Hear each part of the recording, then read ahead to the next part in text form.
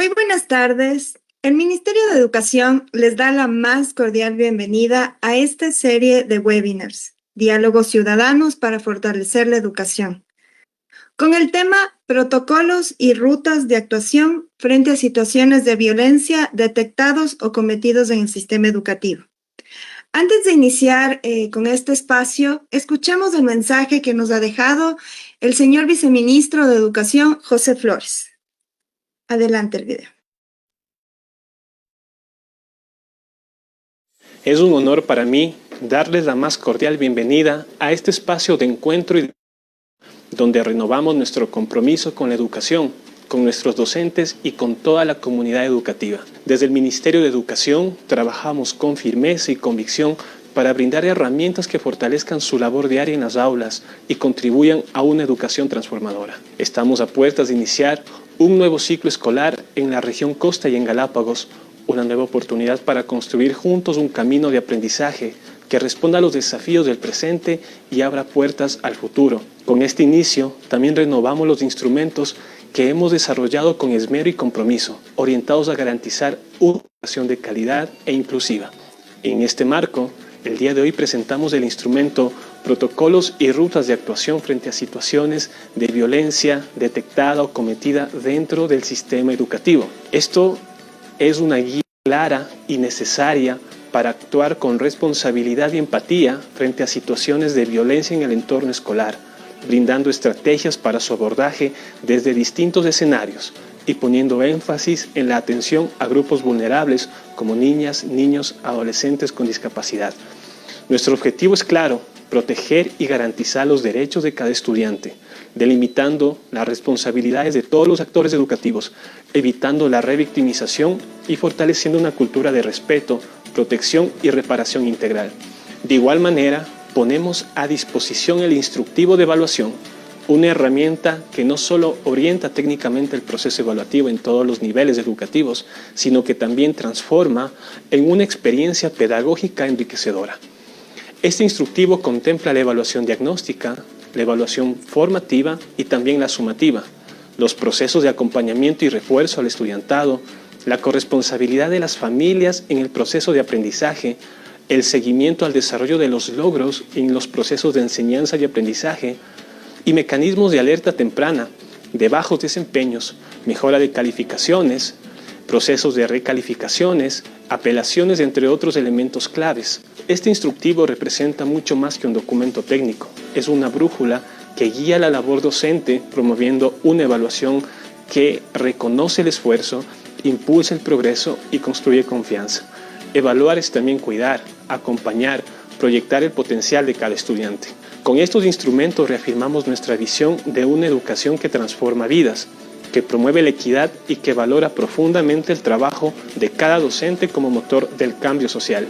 Sigamos construyendo con pasión y compromiso una educación que inspire y que deje huella.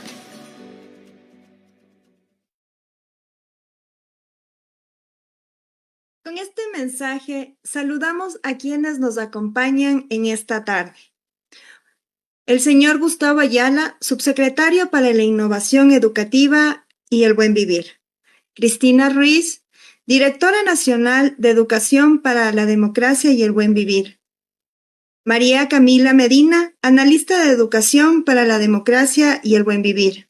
Comunidad educativa, gracias por conectarse. Hemos generado este espacio para socializar a la comunidad que el Ministerio de Educación cuenta con los protocolos y rutas de actuación frente a situaciones de violencia detectadas o cometidas dentro del sistema educativo. Para iniciar con este webinar, escuchemos al señor Gustavo Ayala, subsecretario para la Educación, subsecretario para la Innovación Educativa y el Buen Vivir. Adelante, señor subsecretario, le escuchamos. Buenas tardes con todos y todas. Es un gusto darles la bienvenida a este espacio de diálogo sobre los protocolos y rutas de actuación frente a situaciones de violencia detectadas o cometidas en el sistema educativo. Agradezco profundamente la participación de cada persona que nos acompaña, quienes desde sus diversos roles aportan a la construcción de comunidades educativas más seguras, respetuosas y garantes de derechos. Sabemos que la violencia, en cualquiera de sus formas, no tiene cabida en nuestros espacios educativos. Sin embargo, es una realidad que aún persiste y que debemos enfrentarla con decisión, responsabilidad y sobre todo con humanidad. Desde el Ministerio de Educación, a través de la Subsecretaría para la Innovación Educativa y el Buen Vivir, hemos asumido con firmeza el compromiso de promover entornos escolares protectores, seguros y libres de violencia. Espacios donde cada niño, adolescente y joven pueda desarrollarse plenamente, sin miedo, sin silencios, sin barreras. En ese camino, los protocolos y rutas de actuación frente a situaciones de violencia detectados o cometidos en el sistema educativo son una herramienta fundamental para garantizar la protección integral a partir de una respuesta articulada, oportuna y centrada en los derechos de las personas afectadas. Estos instrumentos definen rutas claras de prevención, detección, atención y reparación, asignan responsabilidades a cada actor del sistema y nos permite actuar con prontitud, evitando la revictimización y articulando la respuesta con otras instituciones del Estado cuando así se requiera. Más allá del procedimiento, estos protocolos representan una manifestación concreta del compromiso del Ministerio de Educación con el bienestar y la dignidad de nuestra comunidad educativa. Por eso, este webinar no es solo un espacio de conocimiento, es también un espacio para renovar nuestro compromiso ético y profesional con una educación que respete, proteja y promueva los derechos humanos. Una educación donde no haya espacio para la indiferencia, donde toda señal de alerta sea atendida y donde ningún estudiante vuelva a sentirse solo o sola frente a situación de violencia. Quiero destacar además el trabajo articulado que venimos impulsando desde la Secretaría para la Innovación Educativa y el Buen Vivir, que ha liderado la implementación y difusión de estos protocolos. Agradezco también los esfuerzos de los equipos zonales y distritales, de los y las docentes, de los profesionales del Departamento de Consejería Estudiantil, de los directivos y autoridades que con responsabilidad y empatía han hecho suya esta causa. Gracias nuevamente por su presencia, su compromiso y su disposición para seguir construyendo juntas y juntos una educación que cuide, que escuche y que transforme. Gracias. Muchas gracias, subsecretario, por sus palabras. En este momento iniciamos el bloque de ponencias e informamos a la comunidad educativa que, al finalizar la misma, contaremos con un espacio para solventar las inquietudes del público. Para ello, les invitamos a plantear sus preguntas referentes al tema en el muro de comentarios de esta transmisión.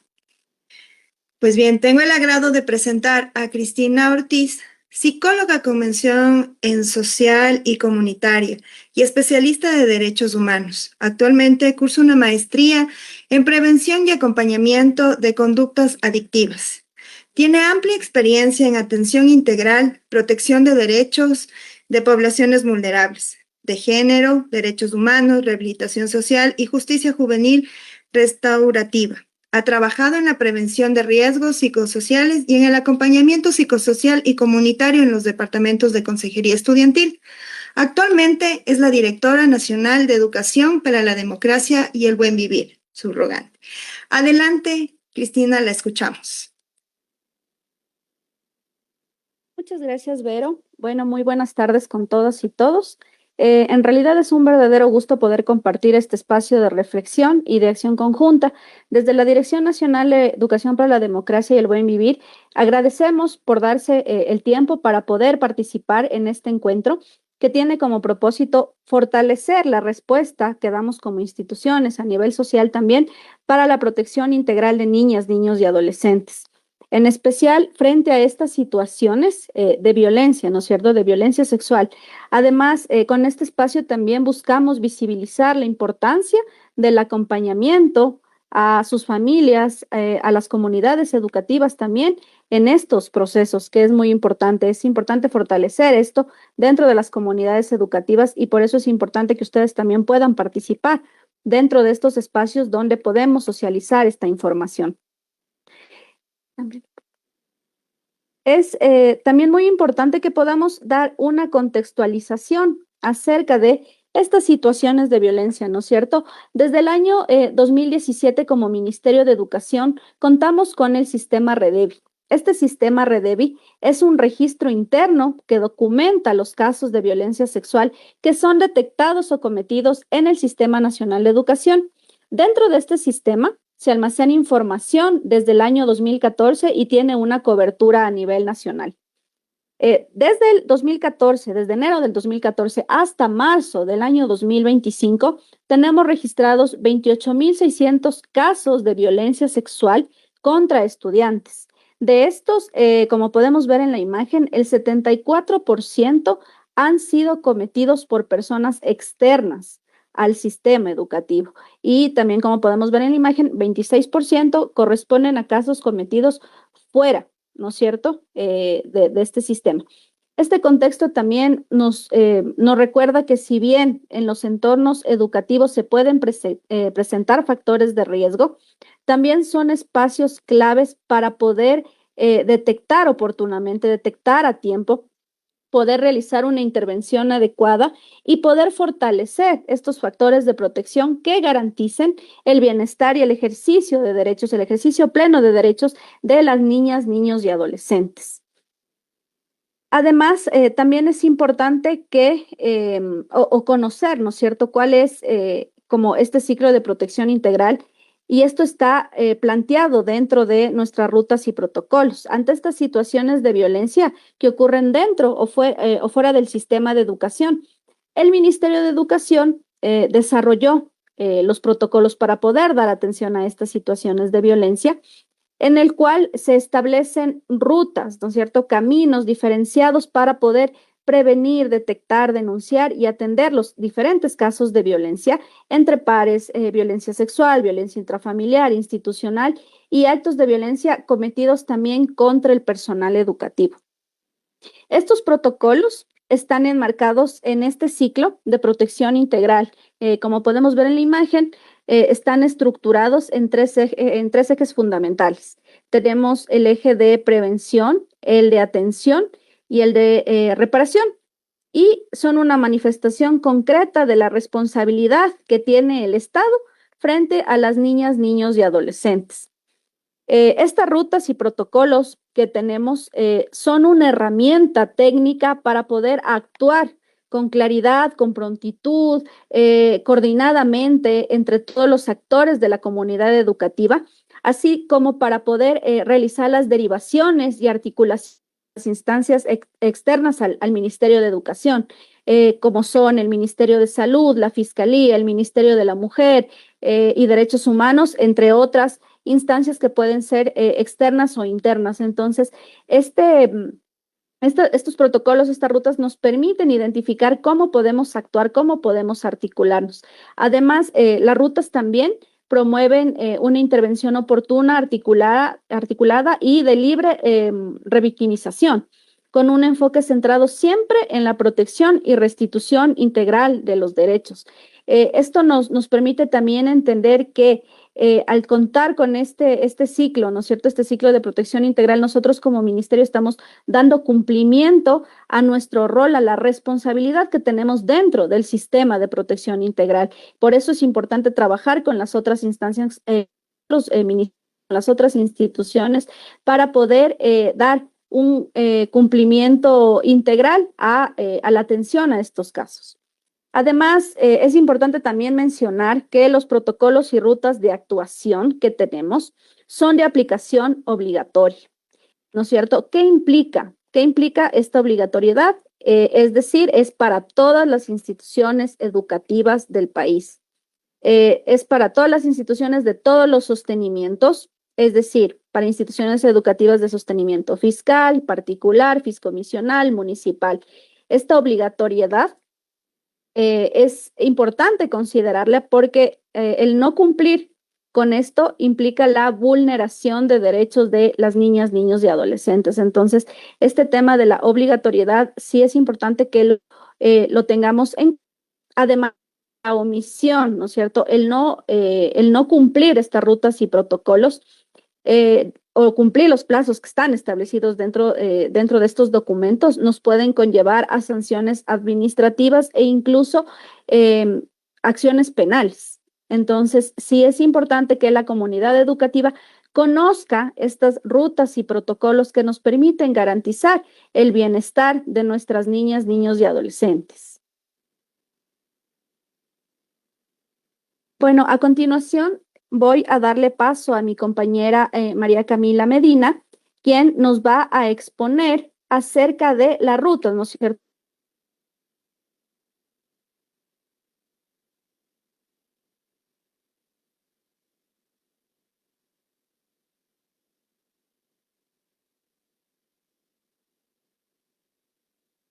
Adelante, Camila. Te escuchamos. Listo, Verónica, muchísimas gracias y muchísimas gracias a todas y todos por estar en este espacio, bien como mencionó tanto el subsecretario Gustavo Ayala, como mencionó también la directora Cristina Ortiz. Este espacio, más que un espacio para aprender, bueno, además de aprender de los protocolos, es importante, es un espacio importante para justamente fortalecer nuestros conocimientos y nuestra respuesta para una protección integral de niñas, niños y adolescentes. Para esto, lo que ya les quiero informar más que nada y que revisemos juntas entre todas y todos es ya qué implica la ruta de actuación, qué pasa cuando ya detecto un presunto hecho de violencia dentro del sistema educativo o fuera del sistema educativo, tomando en cuenta que según las cifras... ¿Sí? Camila, perdón que te interrumpa, desde el área desde soporte técnico te estamos hablando, estamos compartiendo el escritorio, ahí recién estamos viendo la diapositiva. Muchas gracias, poner en modo presentación. Gracias. A ti, muchas gracias.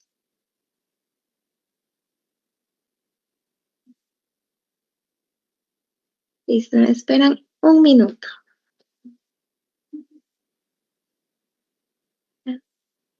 Perfecto. Entonces, sí, bien justo como les iban mencionando, el día de hoy, o más que nada, yo les quiero compartir qué pasa cuando ya se detecta un presunto hecho de violencia o un hecho de violencia.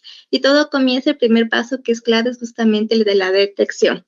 Esta detección se puede hacer a partir de indicadores que pueden ser indicadores físicos, como ver, yo que sé, que un estudiante, un niño, niña, adolescente tiene golpes, tiene irritabilidades en las partes íntimas, tiene dolores de cabeza, dolores de barriga. Hay también indicadores psicológicos como ver estudiantes que muestran síntomas de ansiedad, de depresión, ideaciones suicidas. O también hay indicadores conductuales que justamente puede ser, yo que sé, el aislamiento es un indicador conductual, el llorar, el tener llanto fácil. Entonces justamente la detección indica desde estos indicadores. Indicadores que tanto se puede ver cuando tenemos niños, niñas, adolescentes en casa o cuando acompañamos dentro del sistema educativo, son indicadores que cualquier miembro de la comunidad educativa podemos ir reconociendo. Estos indicadores, otra forma aparte de los indicadores para detectar situaciones de violencia, es a través de una narrativa directa, ya sea de la presunta víctima o una narrativa directa de personas terceras que comentan justamente que se conoce de que hay un estudiante o un estudiante que está siendo víctima de alguna situación de violencia, tomando en cuenta que como Ministerio de Educación siempre se activan las rutas de la presunción. Es decir, no necesitamos tener pruebas para activar estas rutas y estos protocolos. Luego, la persona que haya detectado el presunto hecho de violencia, que puede ser el docente, puede ser el DS, puede ser la máxima autoridad institucional, tiene que llenar la ficha de reporte del hecho de violencia que se encuentra justamente en los protocolos y hacer una de manera inmediata ante la Fiscalía General. La persona, en el caso de que no lo haya detectado el DESE o no lo haya detectado la máxima autoridad institucional, tiene que informar justamente, digamos, si se interesa, es el DESE el que llena la ficha, poner en conocimiento del DESE y poner en conocimiento de la máxima autoridad para que justamente ésta tenga conocimiento y pueda llevar al siguiente paso de lo que son las rutas y protocolos. Como siguiente paso, justamente, ya es la intervención y la restitución, tomando en cuenta que cuando hablamos de una restitución de derechos, implica ya un abordaje integral, justo como les comentaba mi directora, Cristina Ortiz, cuando hablamos de una restitución, es justamente esta articulación que hacemos no solo internamente como Ministerio de Educación, sino también forma parte de las articulaciones que hacemos con otras instituciones, organizaciones, fundaciones, otras carteras de Estado. Entonces, cuando hablamos justamente de hacer una intervención y restitución de derechos, implica primero que la autoridad educativa dicte medidas de protección, que las medidas de protección tienen que ser inmediatas y su principal objetivo justamente de estas medidas es cesar las violencias o prevenir nuevas violencias. Entre una de las medidas de protección que se pueden dictar cuando hay un estudiante que se presume o está siendo víctima de cualquier tipo de violencia es primero si el agresor forma parte del sistema educativo, es decir, si es un docente, si es la máxima autoridad, si es un DC, si es un estudiante, lo que tiene que hacer es justamente la separación inmediata de la persona presunta agresora de la víctima. Y siempre asegurando, en el caso de ser estudiantes, asegurando igual de que no se vulnere el derecho a la educación, tanto de la presunta víctima como del presunto agresor o agresora. Aparte, tienen que construirse un plan de acompañamiento y restitución de derechos. Este plan de acompañamiento es un plan integral, lo que implica justamente que dentro del plan se brinde un acompañamiento individual, familiar y para la comunidad. Dentro del plan de acompañamiento también se definen las acciones a nivel judicial, es decir, con la Fiscalía, con las juntas cantonales de protección de derechos, con las juntas distritales de protección de derechos, también atención psicológica a través del Ministerio de Salud, el Ministerio de la Mujer, hay también acciones pedagógicas en el caso de que él o el estudiante necesite también apoyo en esta área, y también se especifican acciones dentro de la comunidad para justamente reparar el tejido social. Dentro de la parte de restitución es también importante los procesos sancionatorios. Y cuando hablamos de procesos sancionatorios son tanto los procesos judiciales, es decir, en fiscalía, cuando se va a presentar una denuncia, pero también los procesos que se inician dentro de las juntas distritales de resolución de conflictos que forman parte del Ministerio de Educación.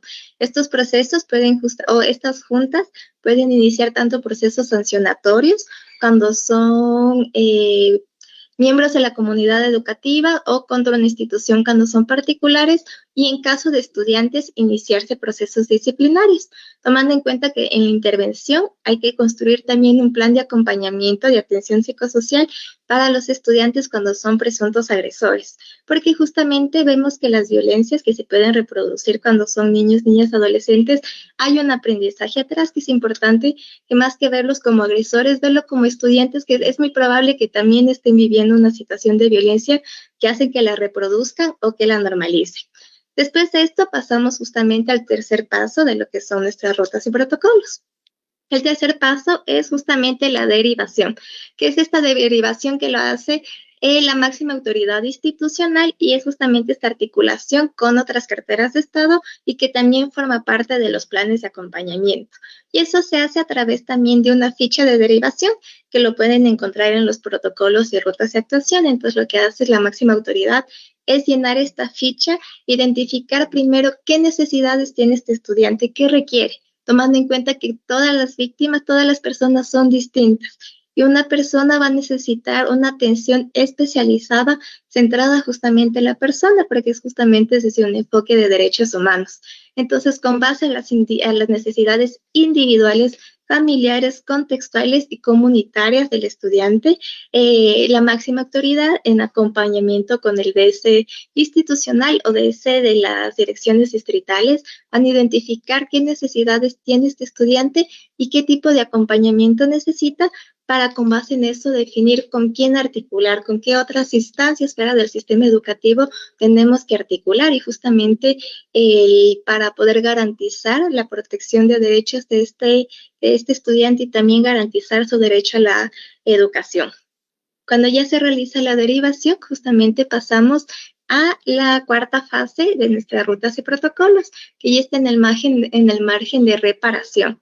La reparación implica justamente un proceso de reparación inicia desde que le creemos a las presuntas víctimas.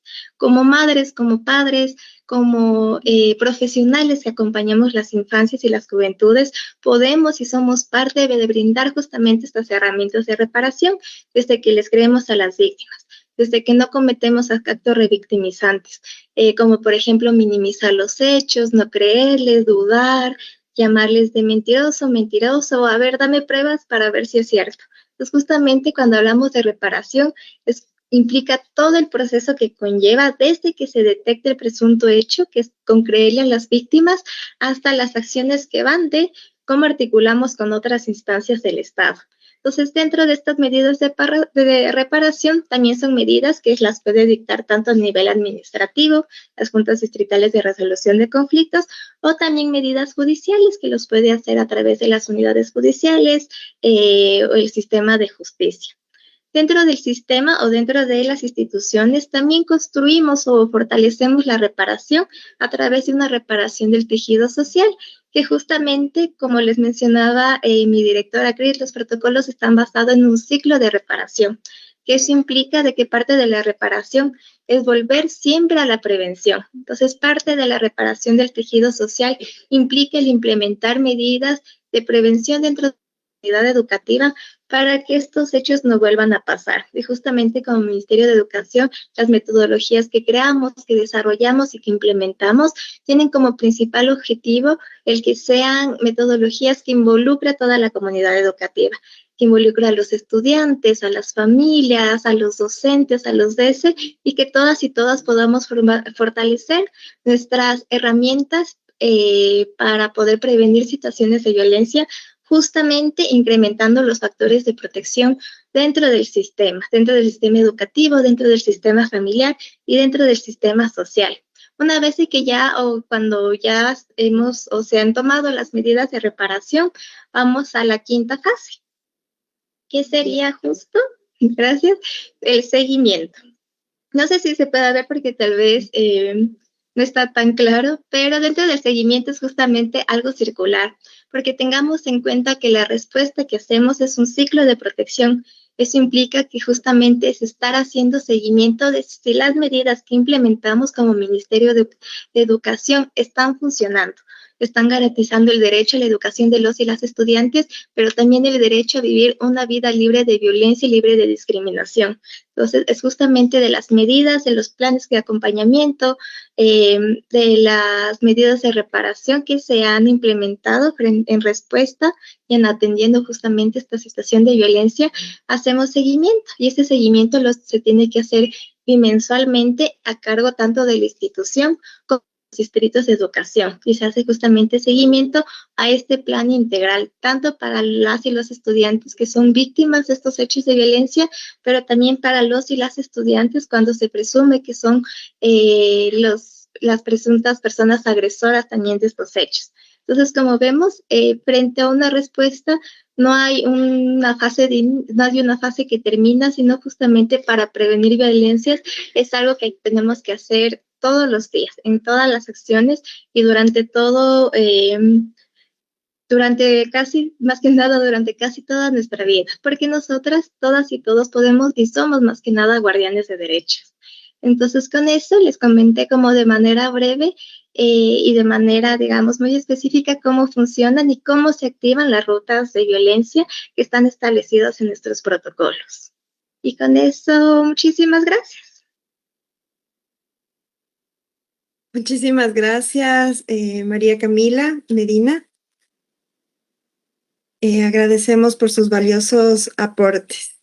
En este momento tendremos el espacio de preguntas que hemos recopilado en esta transmisión para nuestras expertas. Entonces, bueno, voy a dar inicio a la ronda de preguntas.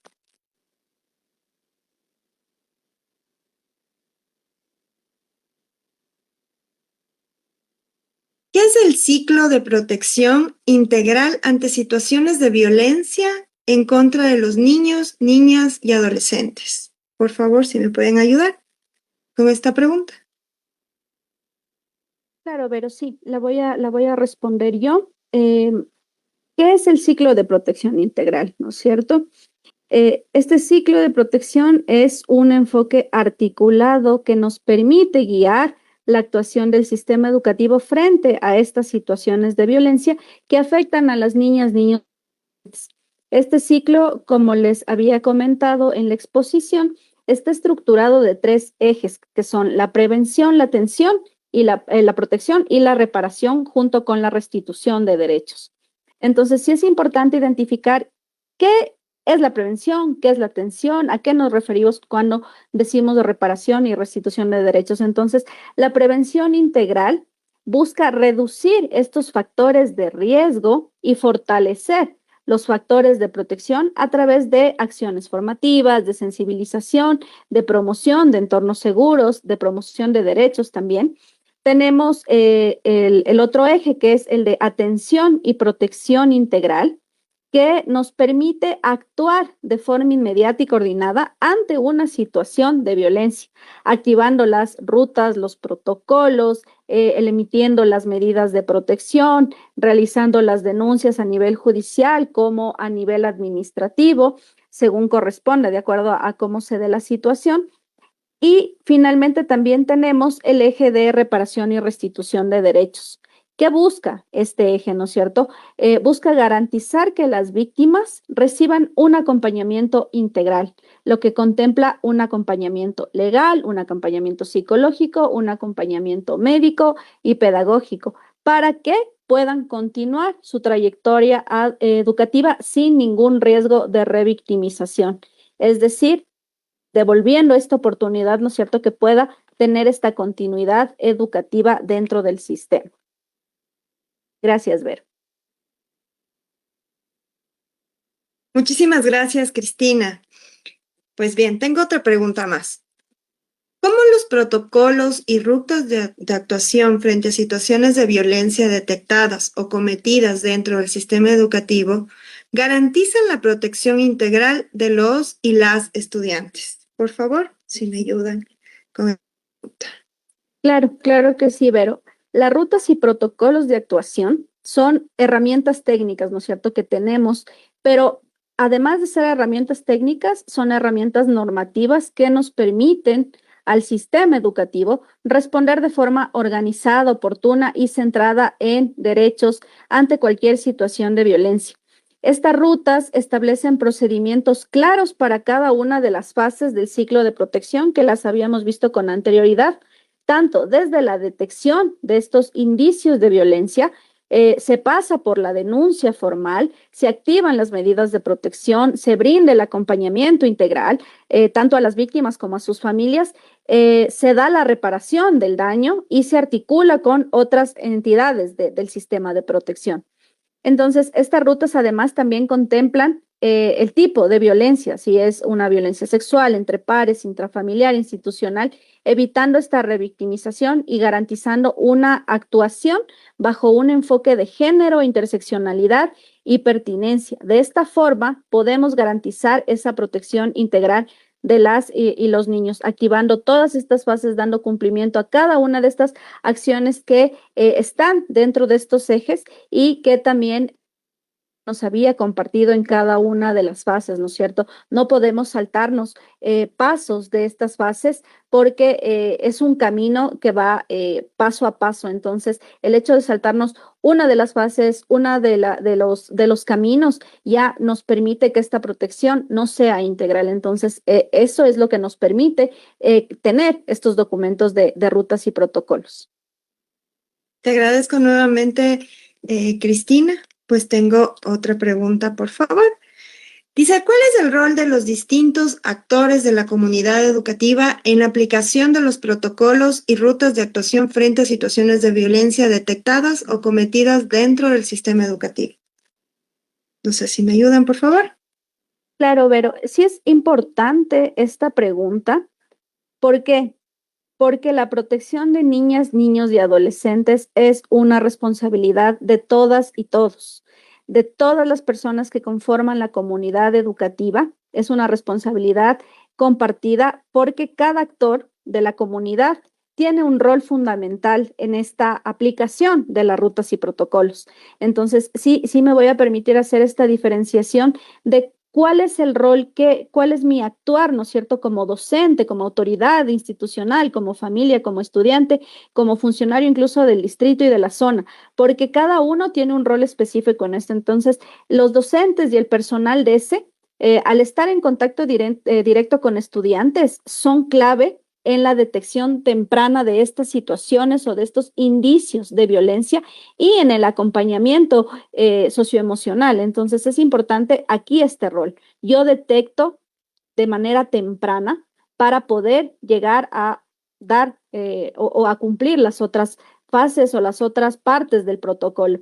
Como autoridad institucional, yo debo garantizar la activación inmediata de las rutas, coordinar con el distrito, con la dirección distrital educativa, para emitir las medidas de protección necesarias. El rol como familia se ve en el actuar o en corresponsabilidad, en el informar oportunamente y el brindar ese apoyo emocional y logístico también a las y los estudiantes, ¿no es cierto? A mi hijo, a mi hija. Como estudiante también tengo un rol dentro de este protocolo, dentro de esta ruta, que es identificar.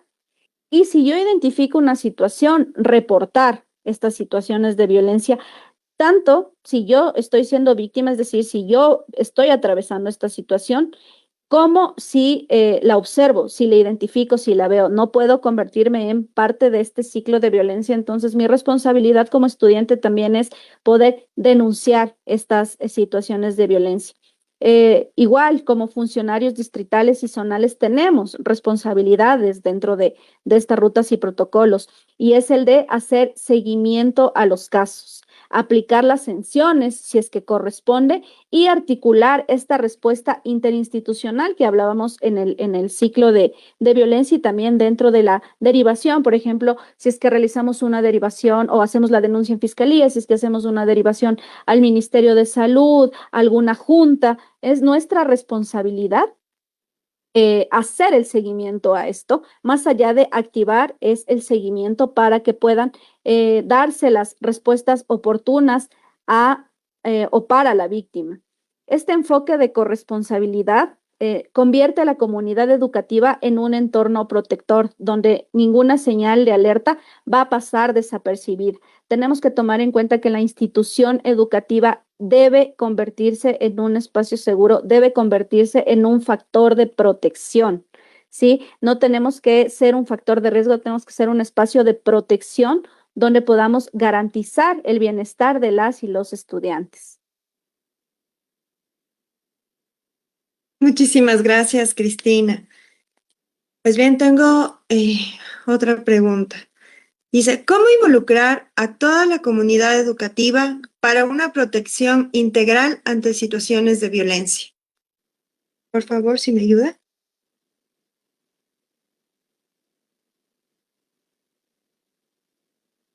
Disculpa, María Camila. Perfecto. ¿Ahí me escuchan? Ay, gracias. Muchas gracias. Eso me voy a permitir responder yo, porque justamente y más que nada retomando lo que acaba de decir mi directora, para eso va a ser importante tener en cuenta como dos elementos clave. Primero, cuando hablamos de los factores de riesgo y de los factores de protección. Entonces es importante que dentro, como comunidad educativa, seamos o fomentemos estos factores de protección, que eso implica justamente una corresponsabilidad de todas y todos, tomando en cuenta de que hay factores de riesgo que están en nuestro sistema, que es importante que justamente sea una reestructuración, un apoyo en el que todas y todos nos complementamos a transformar esta sociedad. Y parte de transformar esa sociedad implica el que todas y todos sepamos de que podemos garantizar y que esté en nuestras manos el poder garantizar y proteger los derechos de niñas, niñas, adolescentes. Entonces, como parte de esto, como la primera clave que consideraría que sería importante el mencionarla, es la corresponsabilidad. Que todas y todos nos involucremos, porque tal como mencionaba mi directora en la anterior pregunta, todas y todos tenemos un rol, todas y todos tenemos un papel, ya sea desde que somos estudiantes, de los niños, niñas, hasta nosotras y nosotros como funcionarios públicos, teniendo en cuenta que al ser parte del Estado tenemos una obligación mucho mayor a la que la tiene la ciudadanía. Va a ser importante como esta corresponsabilidad entre todas y todos, que implica justamente capacitarnos, implica una formación continua, implica justamente el buscar o aprender formas pacíficas de resolver los conflictos, que teniendo en cuenta que los conflictos siempre van a estar, son parte del día a día, son parte de nosotras y nosotros como seres humanos, y eso no es un problema. El problema más bien, o se puede generar un problema cuando no tengo unas herramientas sanas para resolver esos conflictos. Y justamente ese es un factor de riesgo que pueda llevar a que se susciten situaciones de violencia. Entonces, parte de construir comunidades de prevención implica también el reaprender formas para poder resolver conflictos y también obviamente fomentar un clima de confianza, un clima en el que niñas, niños, adolescentes se sientan respaldados o respaldadas, se sientan escuchados y más que nada se sientan amados y acompañadas, no solo dentro del sistema familiar, sino tengan esta confianza dentro de todos los sistemas a los que pertenecen. Entonces, eso creo que sería más que nada lo importante, tomando en cuenta también siempre abordarlo, tener en cuenta de el poder adoptar siempre un enfoque de prevención, tener en cuenta que podemos prevenir las violencias y las violencias se pueden prevenir. Entonces, tener en cuenta igual que es una realidad que podemos construir todas y todos en conjunto. Muchas gracias, Camila. Pues tengo una pregunta más. Dice, ¿qué debo hacer cuando detecté una situación de violencia en contra de niños, niñas y adolescentes? Por favor, si me ayuda. Y esto justamente como forma parte también de los protocolos, es la parte de detección. Y para eso va a ser muy importante porque a veces también va a depender mucho del rol en el que estoy. Va a ser diferente mi rol como docente, mi rol como DC, mi rol como autoridad, a mi rol cuando soy mamá, cuando soy papá, cuando es mi hermano, mi hermana, cuando es algún familiar. Entonces, cuando hablamos el rol que tengo cuando detecto dentro del sistema, como al ser parte del sistema educativo, implica la activación inmediata de las rutas y protocolos, porque justamente, bien como también lo hablamos como anteriormente, la omisión de estas rutas implica que puede haber una sanción. Y cuando hablamos de omisión no es solo el no aplicar el protocolo, sino también no aplicarlo en el tiempo que se tiene que aplicar. Es decir, me entero hoy de un presunto hecho de violencia y al mes comienzo a activar rutas y protocolos. Eso también es omisión y negligencia en el actuar con la responsabilidad que tenemos todas y todos. Entonces, lo primero que hay que hacer es activar las rutas y protocolos, que eso que implica para cualquier persona dentro o fuera del sistema educativo, implica el creer primero a la presunta víctima o a la víctima, pero también poner la denuncia en las unidades judiciales correspondientes, porque tenemos que seguir fomentando una cultura de cero tolerancia a las violencias y eso implica justamente llevar estos procesos a las instancias correspondientes y afianzarnos justamente de las herramientas que tenemos para poder proteger los derechos de niñas, niñas, adolescentes. Implica también el informar, si formo fuera del sistema educativo, informar a la institución para que justamente nos pueda brindar este acompañamiento con base al ciclo de protección integral.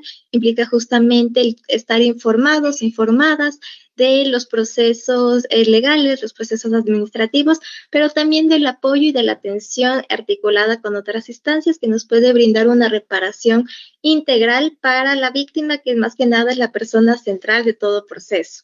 Desde un enfoque de derechos humanos, siempre el proceso va a estar centrado en la persona. Y teniendo igual en cuenta de que si detectamos hay alguna situación que pueda poner en riesgo inminente al estudiante o algún miembro de la comunidad educativa, llamar inmediatamente al EFU 911. Entonces, eso sería principalmente.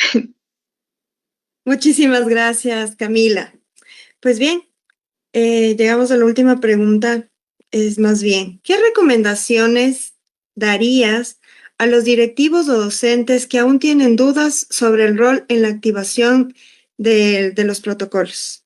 Por favor, si me pueden ayudar.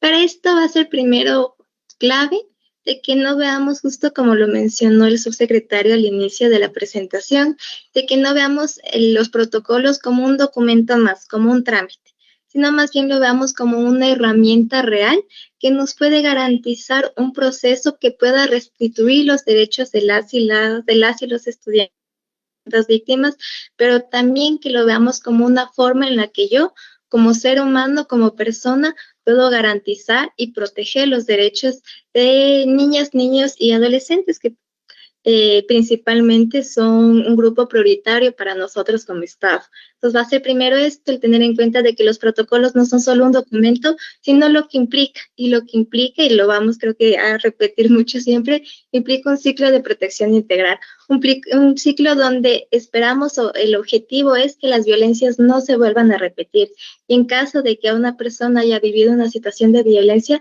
se pueda sentir reparada de los derechos que le fueron vulnerados. Tener en cuenta que también desde el rol que ocupo, independientemente de dónde esté, puedo y tengo la obligación de hacer algo, ya sea justamente para prevenir las situaciones de violencia, viendo qué acciones violentas yo he normalizado, el cuestionándome a mí misma, cuestionándome a mis amigos, a mis amigas, cuestionándole a mis familias sobre prácticas violentas que a veces socialmente y culturalmente hemos normalizado. Entonces implica todo un trabajo y más que nada todo un proceso como seres humanos integrales para justamente desde ahí también acompañar a las otras personas. Implica justamente dentro del sistema educativo tener en cuenta que tenemos un rol, tenemos una responsabilidad.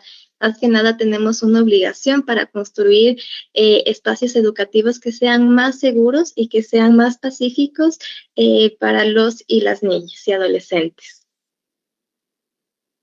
Muchísimas gracias, Camila, por tu valiosa respuesta. Pues bien, agradecemos a nuestras expertas, a Cristina y a Camila, por su participación en este webinar y por dar respuestas a las preguntas de nuestra comunidad que siguen esta transmisión. Llegamos a la parte final del webinar de esta semana con el tema Protocolos y rutas de actuación frente a situaciones de violencia detectadas o cometidas en el sistema educativo.